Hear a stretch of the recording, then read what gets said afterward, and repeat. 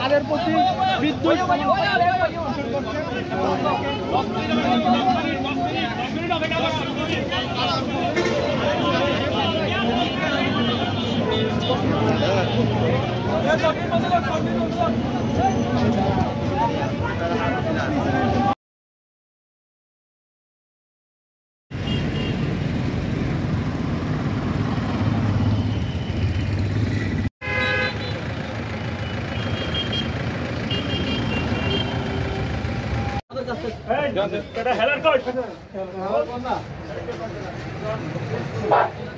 আপনারা সবাই এখান থেকে চলে যান, এখানে কোনো ভিড় করবেন না, অনুরোধ করে বলতেছি আপনাদের।